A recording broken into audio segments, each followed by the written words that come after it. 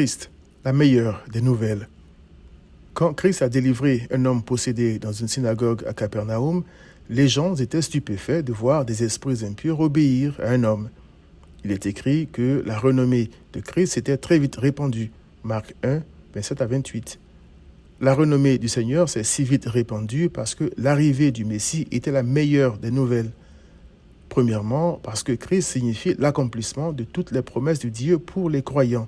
Voir 2 Corinthiens 1, verset 20. Car l'Éternel a oint pour porter de bonnes nouvelles aux malheureux.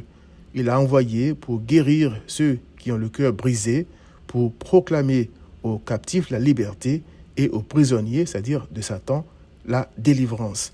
Ésaïe 61, verset 1. Jean-Baptiste attendait la mort en prison avec la conviction que le Messie était sa vie et que la mort était un gain. Jean 11, 25. Jean-Baptiste a donc envoyé ses disciples poser une question à Christ, une question qui était une façon de dire à Christ qu'il n'avait d'espoir que lui. Es-tu celui qui doit venir ou devons-nous en attendre un autre? Luc 7, verset 20. Christ a répondu, les aveugles voient, les boiteux marchent, les lépreux sont purifiés, les sourds entendent, les morts ressuscitent, la bonne nouvelle est annoncée aux pauvres.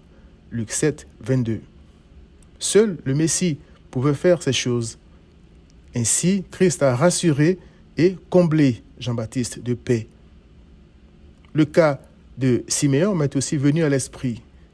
Quand il a vu le petit Jésus dans les bras de sa mère, il a prié en disant « Maintenant, Seigneur, tu laisses ton serviteur s'en aller en paix, selon ta parole, car mes yeux ont vu ton salut. » Luc 2, 29 à 30. La bonne nouvelle du Messie était donc la meilleure des nouvelles pour ces brebis égarées dans un monde cruel qui les déteste. Voir Jean 15, 18. Deuxièmement, Christ signifie la fin de la tyrannie de Satan pour les croyants. Hébreux 2, verset 15 dit que par crainte de la mort, les gens étaient toute leur vie esclaves des démons. Beaucoup leur sacrifiaient leurs enfants pour les apaiser. Tu ne livreras aucun de tes enfants pour le faire passer à Moloch, dit Lévitique 18, verset 21. Les gens de Capernaum étaient stupéfaits, ébahis quand Christ a chassé l'esprit impur parce qu'ils les croyaient invincibles. Quand quelqu'un terrorise tout un quartier et qu'un autre plus fort que lui vient l'humilier publiquement, la joie des opprimés est totale. Christ a livré les autorités démoniaques publiquement en spectacle.